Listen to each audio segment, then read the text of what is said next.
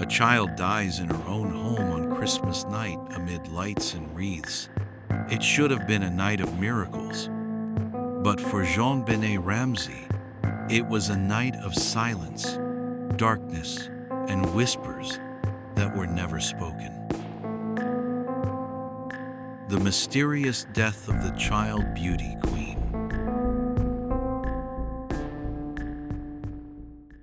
Christmas, 1996. In Boulder, Colorado, a gentle layer of snow covered the town. Rooftops glowed with holiday lights. The scent of cookies, soft music, and candlelight filled the upscale neighborhoods. At 755 15th Street, the Ramsey family mansion shone bright through the night. From the outside, everything was perfect, the image of the American dream. But at 5:52 a.m. on the 26th of December, a frantic 911 call rang out from that very house. A trembling, panicked voice, the mother, Patsy Ramsey. "My daughter has been kidnapped. She's only 6 years old." Her name was JonBenét Ramsey, a blonde-haired angel, a famous child beauty queen, known across America not just for her looks, but for her charm and innocence. Yet hours after that call, JonBenét wasn't found somewhere far away. Her body was discovered in the basement of her own home, just a few steps below ground in what should have been the safest place in the world. Her neck had been strangled with a cord, her wrists bound, her mouth sealed with duct tape. A deep, fatal head wound. On the floor, evidence that she had struggled before falling into eternal silence. Shock. Not just because she was dead, but because everything had happened too close, too perfect to be random.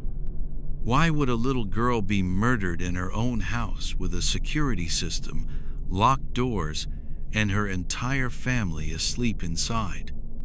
Even stranger, the ransom note. Nearly 2 pages long, extremely rare for any kidnapping. The letter was both detailed and bizarre, demanding exactly $118,000, the exact amount of John Ramsey's holiday bonus that year. Too many coincidences led the police and the public to ask, was the killer already inside the house? The death of JonBenét wasn't just a family tragedy. It was a crack in the image of the perfect American family, shaking the nation for decades. Because in that mansion full of light, a dark curtain had fallen, unseen by all. The Ramsey family seemed to have it all: wealth, fame, and high social status. John Ramsey, a successful tech entrepreneur, was CEO of a computer company listed among America's fastest-growing firms. Patsy Ramsey, a former Miss West Virginia, was a devoted mother, constantly taking her daughter to child beauty pageants. They lived in a 3-story mansion over 7,000 square feet, complete with multiple bedrooms, a basement, and a wine cellar. But that was just the surface. The deeper the public looked, the more questions emerged about this family, especially about the relationship between the three: father, mother, and 9-year-old brother, Burke Ramsey. Immediately after the police were called on the morning of the 26th of December, the family's behavior raised suspicions. First, the ransom note handwritten on paper from inside the house. Handwriting analysts found notable similarities to Patsy Ramsey. She denied this, claiming someone had broken in and used their materials. Then, the crime scene. Instead of letting police process it, John Ramsey searched the house himself, and it was he who found his daughter's body in the basement, picked her up, wrapped her in a white blanket, and in doing so, contaminated all the evidence. People wondered, was that the reaction of a grieving father or an unconscious attempt to hide something? Burke, the 9-year-old brother, was kept away from the media. He showed no tears, no visible emotion. Police weren't allowed to formally question him immediately after JonBenét's death. Years later, when footage of Burke's interviews emerged, his smiling, casual demeanor while talking about his sister's death shocked the public. The Boulder police, inexperienced with complex homicide cases, allowed the crime scene to be compromised. Friends, pastors, family members walked in and out freely, disturbing vital clues. And when there was no sign of forced entry, no intruder footprints in the snow, no security alarms triggered, suspicion began to fall on the people inside the house. Could it have been an accident staged as a murder?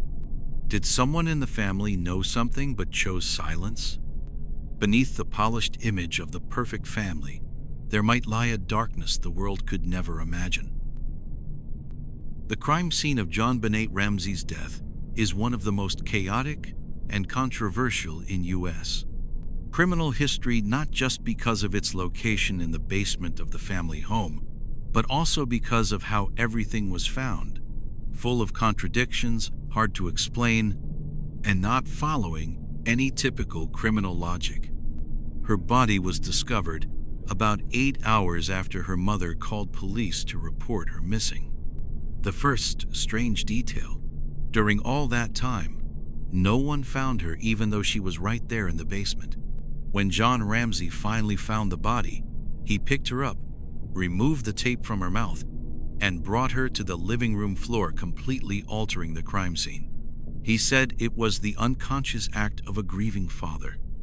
But to the police, it was a major disruption of critical evidence. JonBenét was found with nylon cord binding her wrists, duct tape over her mouth, and a deep ligature mark on her neck, indicating strangulation. But the most disturbing injury was the fatal skull fracture over 8 inches long. This raised a heartbreaking question. What came first, the head blow or the strangulation?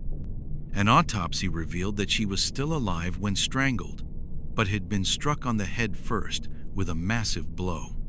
This suggests the killer caused a fatal head injury and then staged the strangulation, inconsistent with typical kidnapping or sexual abuse crimes. There were signs of possible sexual assault, but it's unclear if this was actual abuse or the result of post-mortem cleaning. No foreign DNA was identified at the time. And then there was the ransom note, the element that made everything even stranger.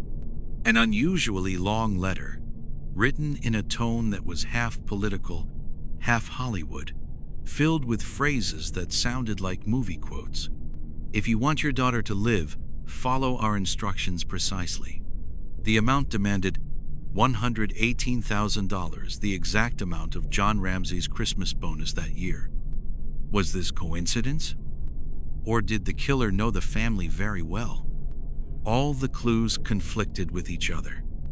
No signs of a break-in. No alarm triggered.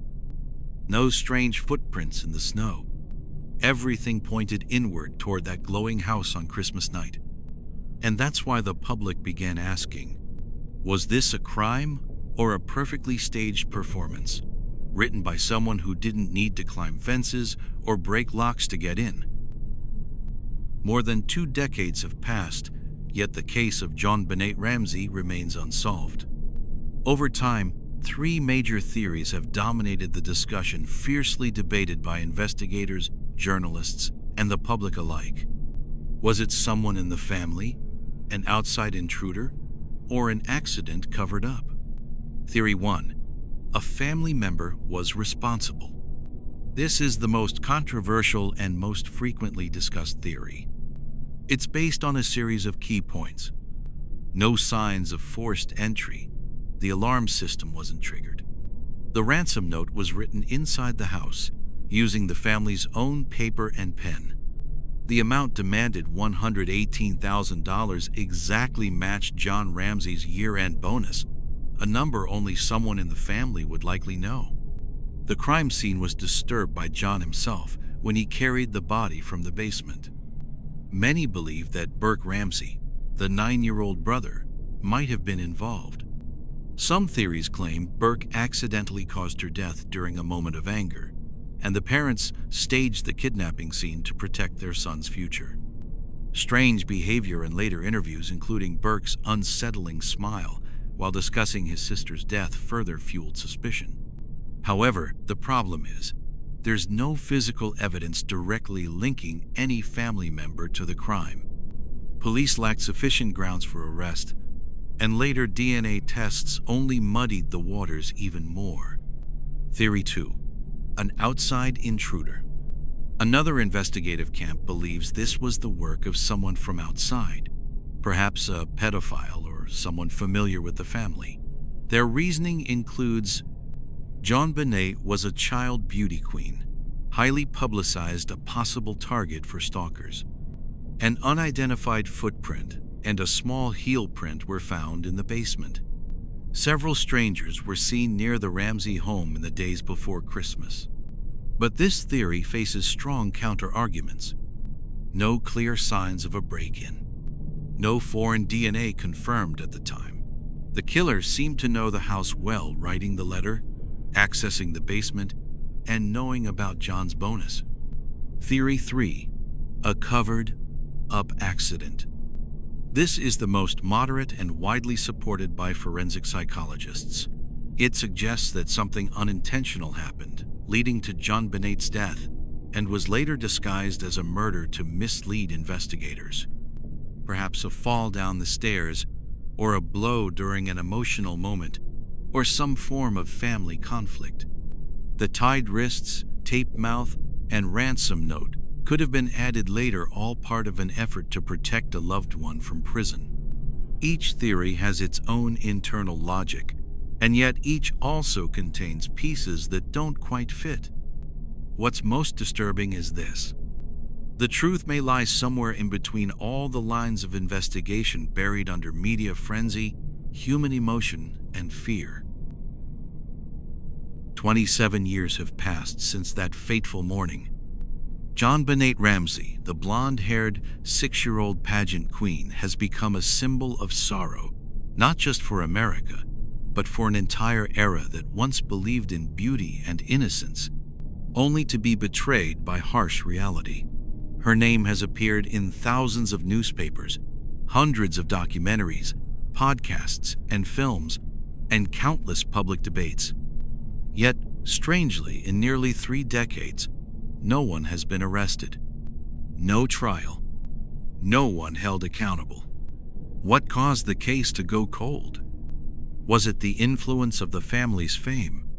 Or were the early investigative mistakes so critical that they erased any chance of finding the real killer?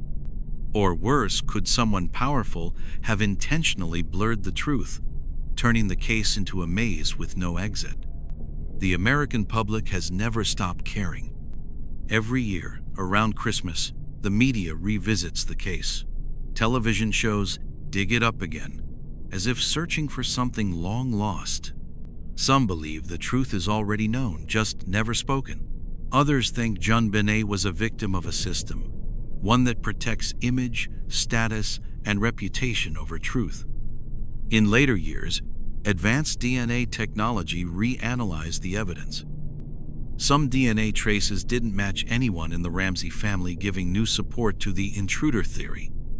Yet no suspect was arrested, no names revealed, and no one definitively ruled out. In her final years, Patsy Ramsey, JonBenét's mother, held on to the belief that she had been falsely accused, that her daughter's death was caused by someone out there. She died of cancer in 2006, taking that grief with her. Burke Ramsey, the brother who was 9 at the time, is now an adult. In a rare television interview after more than 20 years of silence, he smiled and deflected questions about his sister's death. To many, that smile was more haunting than words. And so, the name JonBenét is no longer just that of a child. It has become a metaphor for the failure of justice in a world obsessed with appearances. For over 20 years, countless theories have been proposed. And recently, The Daily Mail revealed shocking information regarding the identity of the man believed to be responsible for the murder of JonBenét Ramsey. According to the report, Gary Oliva, now 54 years old and currently serving a 10-year sentence for possession of child abuse images, wrote a letter from a Colorado prison confessing to his crime from over 2 decades ago. "I've never loved anyone like I loved JonBenét Ramsey, and I let her slip and hit her head. I saw her die. It was an accident," Gary Oliva wrote in one of his letters.